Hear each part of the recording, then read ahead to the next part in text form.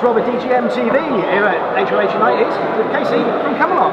How you doing? How you going, man? So, it's not been in the UK for a while, has it? It's been a while. Yeah, it seems like maybe a year, 2 years or something like that. What have you been doing in the meantime? Why haven't you been touring our shores?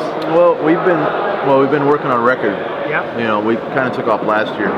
We only did a few shows. We did like South America and a couple like Sweden rock and a couple of festivals and stuff like that. But yeah, we're happy to be back though. Yeah, good to have you back. Yeah, always great to be here. And headlining tonight, Yep. the Hammerfest stage. Yep. That's going to be interesting.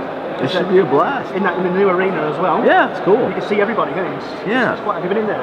Yeah, we did a sound check. Yeah. Right, yeah, so it's quite level in there. Yeah, which I like that. You know, it's like kind of up close. You know, you can. The sound comes well back as well. Yeah, sounds like a really good room actually. Yeah, interesting.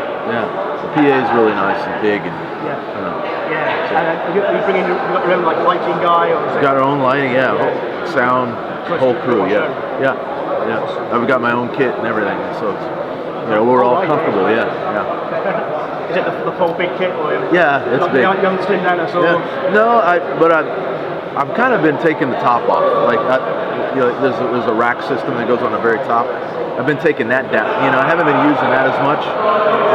Just because I like it more open, you know, like open air kind of thing. And also, I think it covers up too much of the background stuff. So. I've got a friend who's a really good drummer, and he's obsessed with adding more and more bits. Oh yeah, that's the only. It's sort of, I think it sort of has a 5-piece kit. Yeah. Then there's a double kick.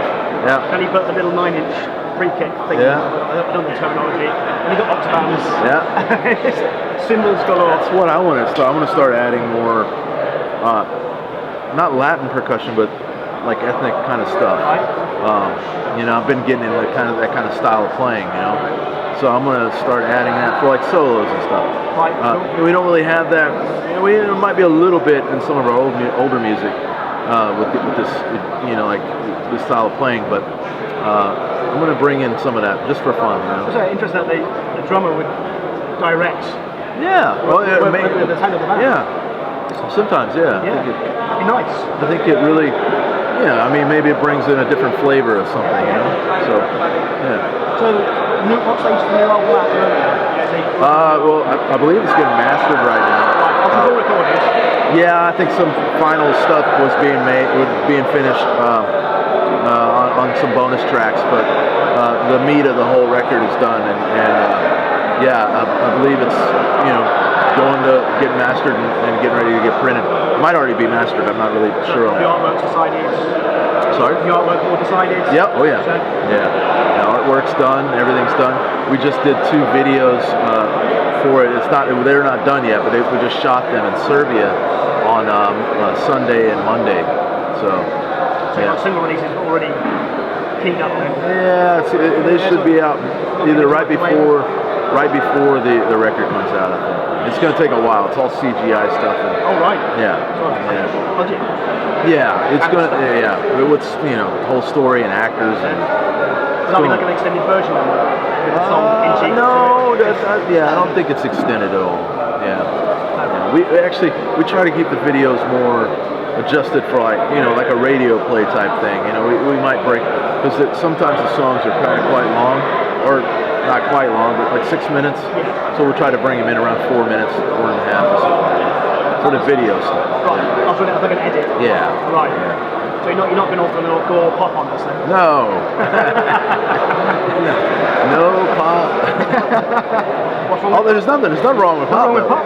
If that's your thing.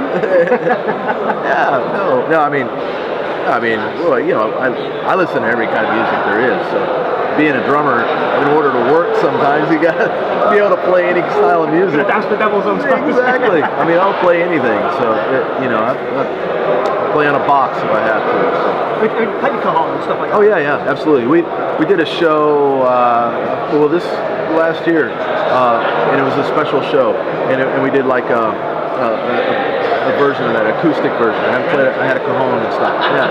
It's just a versatile instrument. It's an amazing kit. You can do a lot with it. Yeah. It can sound like a full kit. Yeah. You know. And it's a snare as well, isn't it? Yes. Well, it sounds like it, but Yes. But yeah, it's amazing. I've been getting into playing what's called a doombach, It's another like a I believe it's an Egyptian drum. I'm not really sure where it's from, but it makes this really high pitched thing. It's really cool. Yeah, you can change the tones by putting your hand inside the drum and all this really cool. Super cool drum. So, and that's one of the drums I'm going to add on. I'm talking about adding to the kit, just for like some solo stuff, whatever. You have to take percussionist, don't you? Really, when you're talking about things like that. Yeah. You're not the drummer, you're a percussionist. Yeah, right. Hitting anything. Right. I never really considered myself like like Neil Peart's like he plays bells and he's really a true percussionist. I mean, I find myself more as a drummer, but if I can learn how to play Latin stuff, because I do play around with some Latin players, and I try to play around with those guys, but they're really serious musicians, and I've been fortunate enough to be able to play with those guys, but having to learn how to play this stuff. Hand stuff. It's not just hitting things, is it? No, it's a whole technique. Big misnomer. It's a whole different technique. Yeah. It's like, I mean, it's something without a stick. I mean, I know how to hit with a stick, but now there's fingers and stuff. So, yeah. Tried drumming once. It didn't go wrong. It's hard, man. It's like, the whole. Yeah. No, that's the easy part. It's just when you're doing it. I don't know that. But I took a bass instead. I can do that. Well, everything's hard, It's like it's how you look at it. Yeah. If you enjoy playing it, then like a buddy of mine told me, if you find something you like to do for a job, then you never have to work another day in your life. And I've never worked a day in my life, so and that's the way I look at it. I play music for a living, so it's nothing. What am I doing? Nothing. Playing drums, and beating things for a living. So you got things outside of Kamelot as well, like?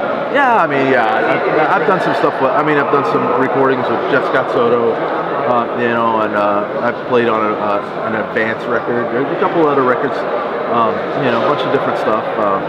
And I play with a Latin artist too, and it's totally fun, So just to play music is, it's a hard day for me on a job is just. Walk down the sweat. Yeah, exactly. That's a hard day's work. That's hard. It's hard work. Get a blister. Oh no. Break a fingernail or something. But no, I mean, I love it. I absolutely.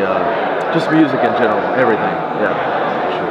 So, what would be your default setting musically then? Your headphones go on, iPod. Oh man, I don't know. Well, the new record for sure. I mean, and because I get tied up when after everything's been done. Like I won't listen to like the growing stages of it. What I'll do is I go in and play drums, and they're pretty rough. Sometimes they're rough ideas, or they might be even finished product or finished song, and I have to put stuff down that's already been played, guitar, their finals and everything. But I really get stuck on listening to a record. And I know what song is coming up, you know what I mean? And for me, like, it's hard for me to put something else on with this with New Haven CD, with our new CD that's being released. I love listening to it, so that's kind of once I get into it's hard. I mean, it's hard for me to go out and start listening to other music because I get stuck, in that zone. So. You're talking about that then, when out of the album market and you bought an album and you didn't you? You sequence the tracks in your head, you know what's coming next. Yeah. So like one song will fade out or finish, you know. Right. And kids today, they're missing out on that. They buy one song, or they don't buy the whole record. And for me, as we know, you're missing out on a lot of things. Missing out on the story, the way the artist wanted you to hear it, how the setup was from the last song to the next, I think we're missing out a lot. And that's the other thing. Other songs will grow on you. If you listen to like what they give you on iTunes or something, like 30 seconds of the song, you can't know if you're going to like the song. I mean, you got to really. There's been records that I went, I don't really like this song, or of other artists, my favorite artists, or whatever. But then I start listening to the whole record, and it's like, hang on a second. Now I like that song because I understand. It sinks in a little bit. Take a track off Operation Mindmind, take like that and a consequence, and it makes no sense. No, it doesn't. No. That's It's one of my favorite records of all time. I mean, I had a cassette, and I played it so much, it was like, I mean, it was awful. I mean, you know. I still got the vinyl there. Yeah, those guys, it was amazing. And those guys are friends now, so it's one of those things that, that's probably my favorite record of all time. Easily. Yeah, easily. Yeah, it's such a great record. Fantastic.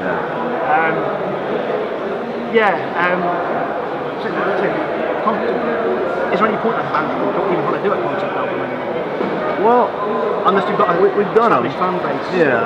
Listen to it the whole while. Yeah, we've done them. Like Silverthorn was basically a concept record. This one's loosely like one, you know, in places. So, but I mean, I enjoy doing them because it's actually, I still like listening. Like we were talking, I like listening to records like that.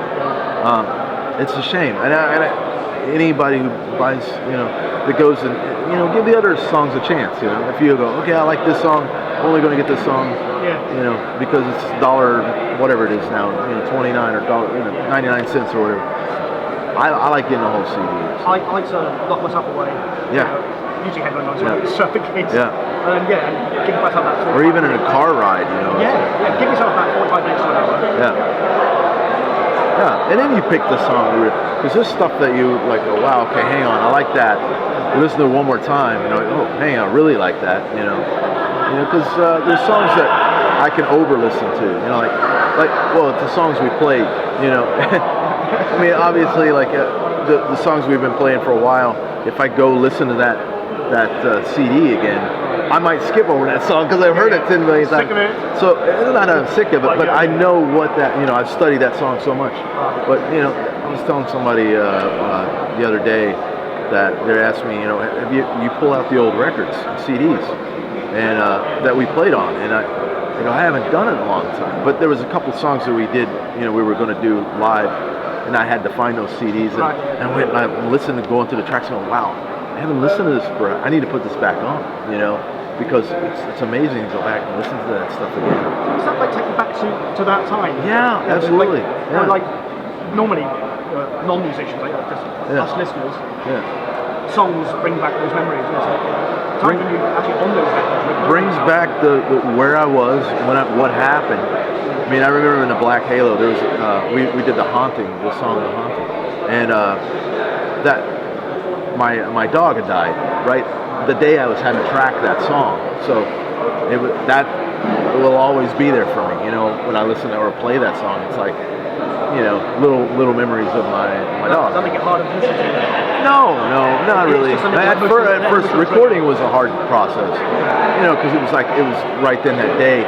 I was recording everything in my own studio, and it was a timeline. I had to get, you know, everything out. But I come back from the veterinarian, and I had to put my dog to sleep, and then go straight into the studio and start recording.